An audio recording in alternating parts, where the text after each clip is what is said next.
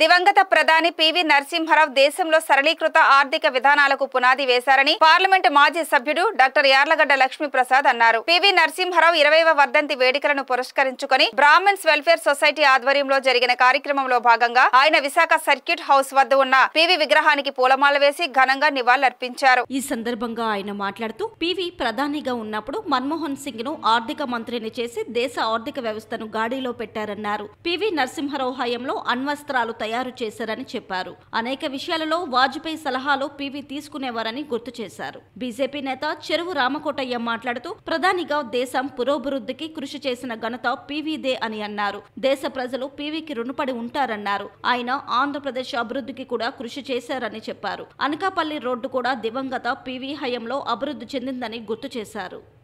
స్వతంత్ర భారతదేశంలో మన దేశం బంగారం తాకట్టు పెట్టి మనుగడ సాగించేటువంటి అవమానకర దౌర్భాగ్య పరిస్థితి నుంచి దేశాన్ని తన సరళీకృత ఆర్థిక విధానాలతో గట్టెక్కించి దానికి ఒక గౌరవం తెచ్చి ఈ రోజున ప్రపంచ దేశాల్లో అగ్రస్థానాల్లో వీటిలో దేశం చేరుకుందానికి కారకుల్లో ఆద్యులు శ్రీ పివి నరసింహారావు.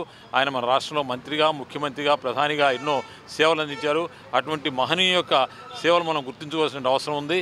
ఆయన యొక్క చరిత్ర, ఆయన చేసేటువంటి విధానాల గురించి మన భవిష్యత్ తరానికి, యువకులకి చెప్పి ముందు నడవడానికి మనం దోహదం చేయాలి. ఆయన నిజమైన అసలైన సిసలైన భారతరత్న. భారతదేశంలోని ప్రతిభావంతమైన నాయకుల యొక్క లిస్టు కనుక తీసుకుంటే ఈ 75 సంవత్సరాల మన స్వాతంత్ర సంగ్రామంలో మొట్టమొదటి భారతదేశానికి మార్గదర్శకులైనటువంటి నాయకులు శ్రీ పివి నరసింహారావు గారు.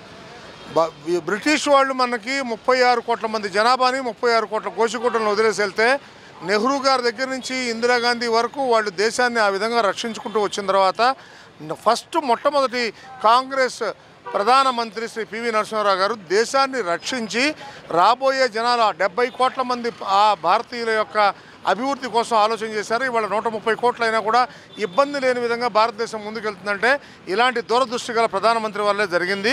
ఆయనకి భారతరత్న ఇవ్వటమే కాదు, మన గుండెల్లో ప్రతిరోజు పెట్టుకోవాలి. మన ఇంట్లో దేవుడి పటం పక్కన ఆయన ఫోటో పెట్టుకుని పూజించాల్సినటువంటి గొప్ప వ్యక్తులు శ్రీ పివి నరసింహారావు ఒకళ్ళు.